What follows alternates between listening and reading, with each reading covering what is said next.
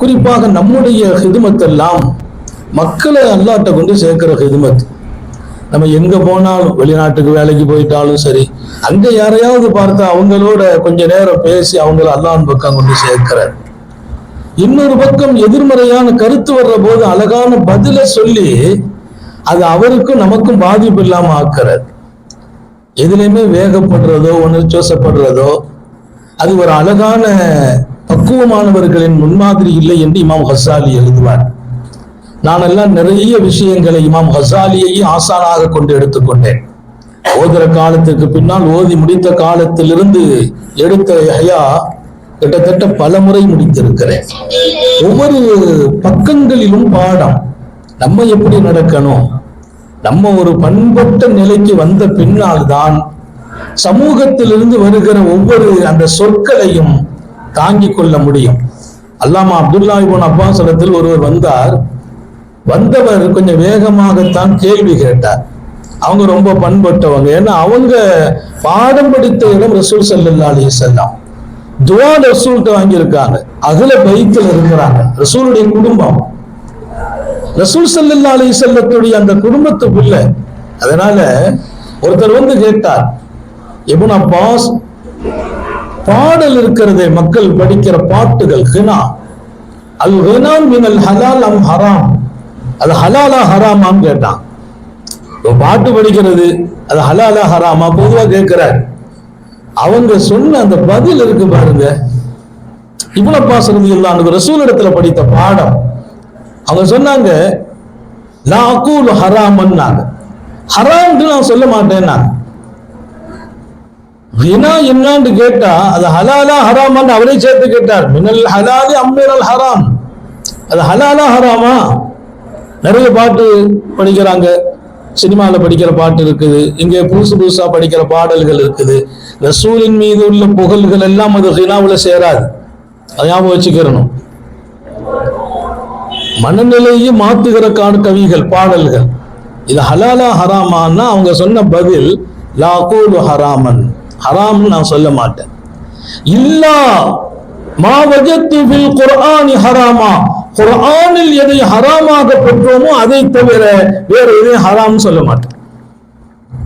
குர்ஆன் ஷரீஃப்ல ஹராம்னு அல்லாஹ் எதை சொன்னானோ அதுதான் ஹராம். குர்ஆனில் ஹராம்னு எது சொல்லப்படலையோ அது ஹராம்னு நான் சொல்ல மாட்டேன்.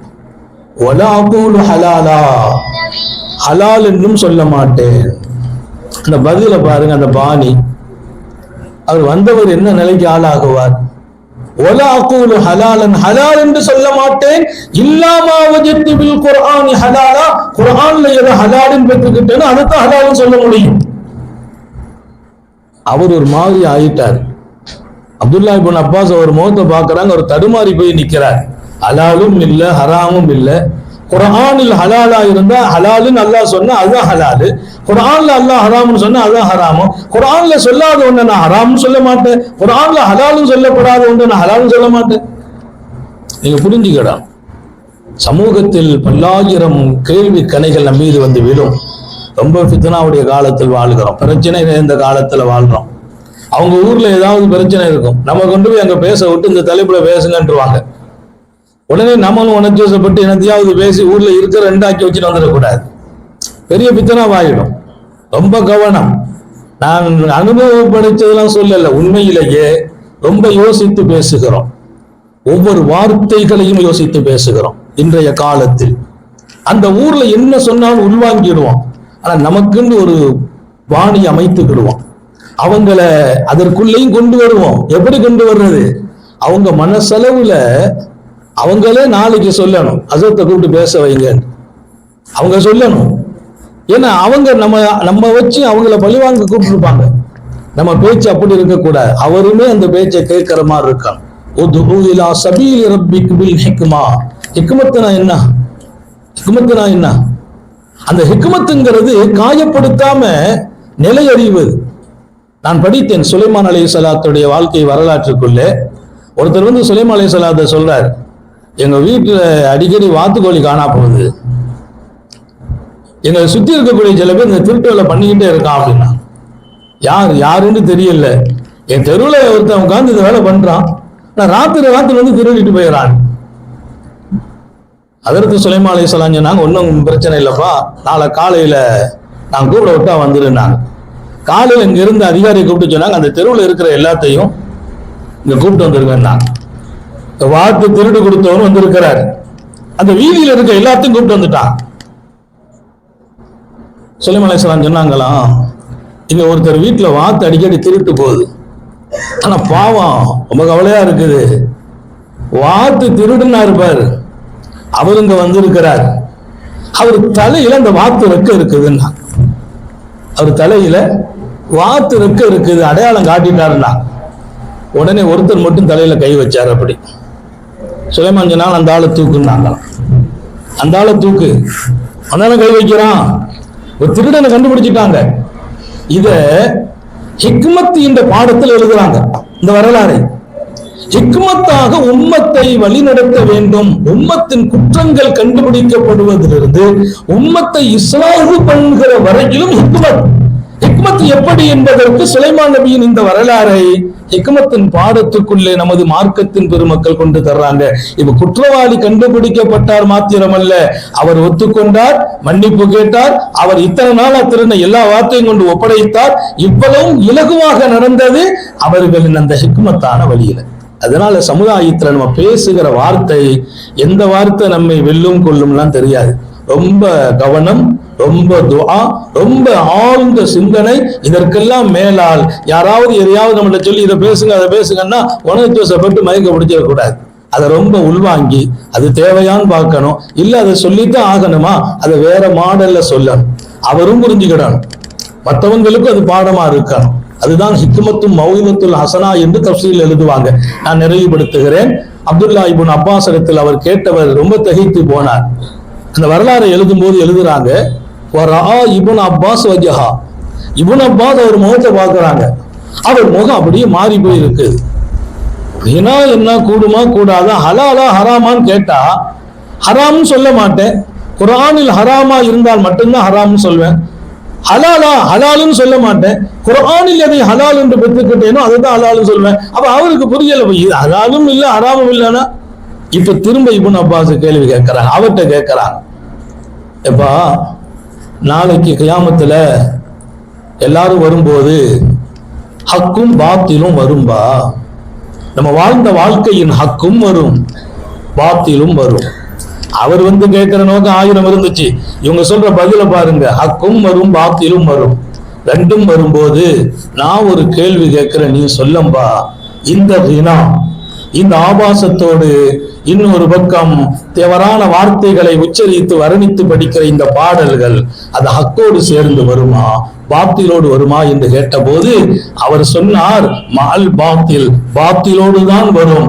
உடனே இப்னு அப்பாஸ் சொன்னாங்க, வகத் அஃப்தைத அலா நஃப்ஸிக், நீ கேட்ட கேள்விக்கு நீனே தீர்ப்பும் வழங்கி விட்டாய், நீ கேட்ட கேள்விக்கு நீனே தீர்ப்பு வழங்கி விட்டாய். எவ்வளவு அழகாக அதை அணுகிறாங்க.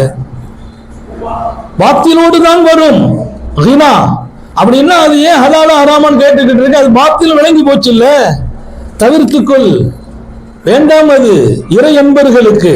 அது எவ்வளவு அழகாக வகத் அஃப்தைத அலா நஃப்ஸிக், தீர்ப்பு நீ வழங்கி விட்டாய் என்கிறார்கள். இந்த மாதிரி நம்முடைய எல்லா நிலைகளும் பயான் மட்டும் இல்ல, சமுதாயத்துல நம்முடைய ஹிதுமத்தே உம்மத்தை இஸ்லாஹ் பண்றது. எங்க இருந்தாலும் பண்ணணும், பண்ணியே ஆகணும். நாம இருக்கிறது வேலை வாய்ப்புக்குள்ள இருந்தாலும் பண்ணணும், நம்ம வீட்டுக்குள்ள இருந்தாலும் பண்ணணும். வீட்டுல இருப்போம், யாராவது கூப்பிட்டு வருவாங்க பிள்ளையில, அந்த பெண் மக்கள் வரும்போது அந்த ஆடைகள் சரியில்லைன்னா நான் உடனே அவன் அம்மாட்ட சொல்வேன், அந்த ட்ரெஸ்ஸை மாத்திருங்க, அந்த புர்கா சரியில்லை, இது சரியில்லை, இவ்வளவு அலங்காரம் வேண்டியது இல்லை. ஏன், அங்க நான் என்னுடைய தீனை பாதுகாத்துட்டேன், அக்க சொல்லிட்டேன், அழகாக நாசூக்காக. எங்க இருந்தாலும் மார்க்கத்தை சொல்றதுக்கு நான் ஒரு மேடை ஏறிலாம் சொல்ல வேண்டியது இல்லை. நம் கண் முன்னால் படுகிற 1000 காரியங்களில் இலா சபீலி ரப்பிக் பில் ஹிக்மத்தி வல் மௌஇதத்தில் ஹஸனா, ஹிக்மத்தும் இருக்கணும், மௌஇதத்தில் ஹஸனாவும் இருக்கணும். இன்னும் கொஞ்ச காலம் போனா ரெண்டுக்கும் தஃசீரில் நீ பார்ப்பாய், அற்புதமான ஆழமான அதன் கருத்துக்களை நம்முடைய இமாம்கள் பதிவு செய்வார்கள். இரண்டையும் கொண்டுதான் என் வாழ்க்கையும் இருக்கணும், அறிவுரையும் இருக்கணும், என்னை நோக்கி வருகிற கேள்விகளுக்கான பதிலும் இருக்கணும். சில கேள்வி என் கண்ணியத்தை நிலைநிறுத்தும், சில கேள்வி அதை கேட்பதால் நம்மை கண்ணிய குறைவாக ஆக்க வேண்டும் என்றும் கேட்கப்படும்.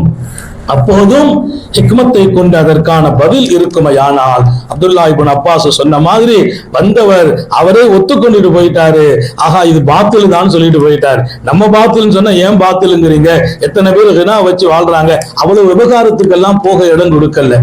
இதுதான் ஹிக்மத்தான வாழ்க்கை, ஹிக்மத்தான பேச்சு, ஹிக்மத்தான நம்முடைய ஹிதுமத்தும் நம்முடைய தாவாவும்.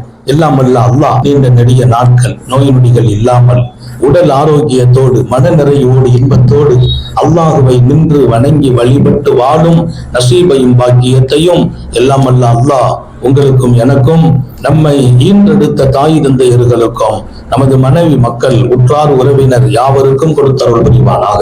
நமது உயிரினும் மேலான கண்மணி காத்தமுன் நபியின் சர்க்காரை ஆலம் சுந்தர நபிகள் ஸல்லல்லாஹு அலைஹி வஸல்லம் அவர்களை கனவிலும் நனவிலும் கண்டுகளிக்கும் பெரும் பாக்கியத்தை அல்லாஹ் நம் எல்லோருக்கும் கொடுத்தருள் புரிவானாக என்ற நல்ல துஆக்களோடு உங்கள் எல்லோருடைய துஆவை ஆதரவைத்து, குறிப்பாக மாநில ஹதரத் பெருந்தகை உட்பட உஸ்தாதுமார்களின் நல்ல துஆவை ஆதரவைத்து அல்லாஹ் தௌஃபீக் செய்வானாக. அஸ்ஸலாமு அலைக்கும் வரஹ்மத்துல்லாஹி.